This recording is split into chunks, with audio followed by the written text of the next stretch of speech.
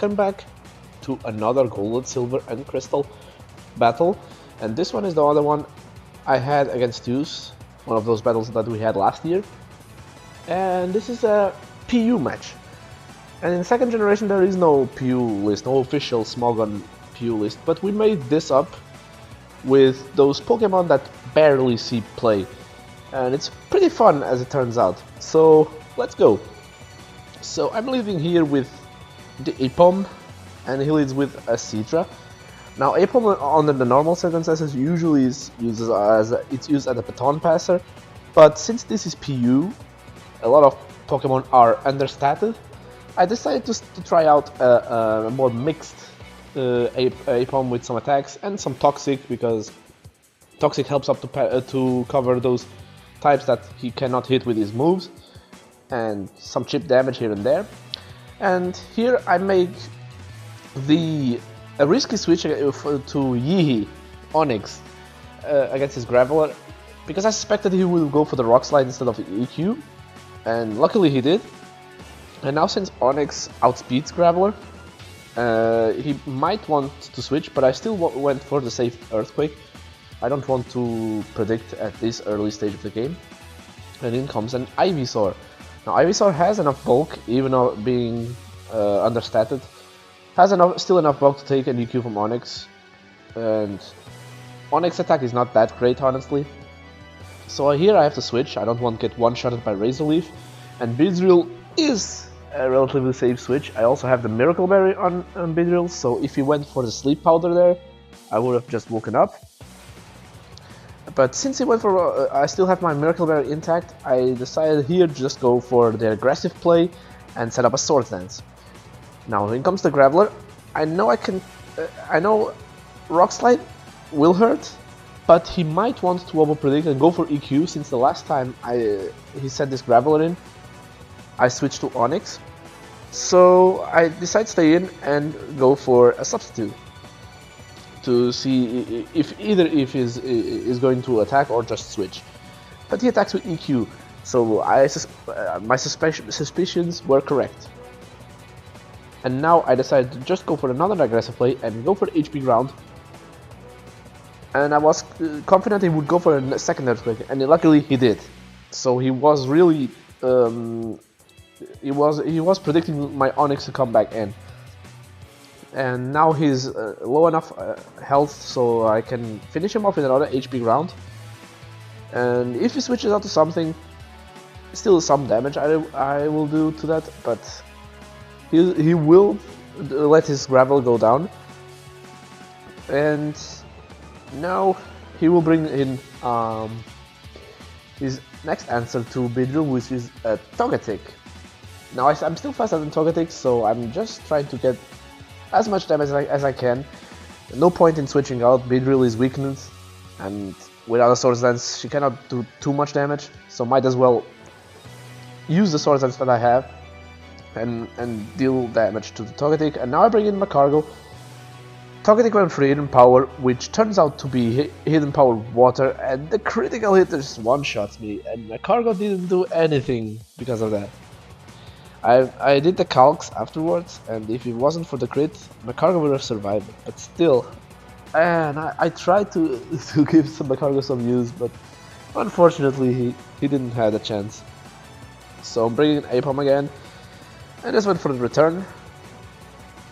But Ivysaur still takes the moves like a champ. Bulk enough in this tier to take non-super effective hits.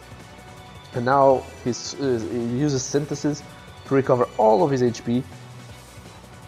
And I have this Skiploom. I was trying to remember the name. And Skiploom doesn't have any attacking moves, it's just a pure support mon. And so, putting the Leech Seed on this Togetic to get some HP, not too much HP back, but at least chip away his HP every turn.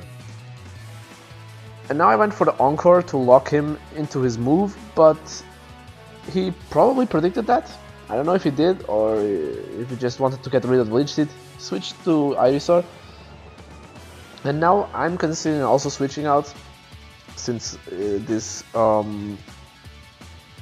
Skiploom is just a support mon, I cannot really damage this Ivysaur. So I make another risky play here to Onix because I knew he wouldn't go for a grass move. He wouldn't. That wouldn't be. It wouldn't make sense to go for a grass move against a grass flying type. And now I just go for the risky explosion. Not a risky explosion, but I wanted to explode on this Ivysaur because I wanted to get him down to low enough health where I can then just threaten him with a faster Pokemon and take him out. Because he was the one that was giving my team the most trouble. Was the more bulky one. And not only that, but I have another Pokemon in my team waiting to come out. And for him to work, he needed that Ivysaur to be gone.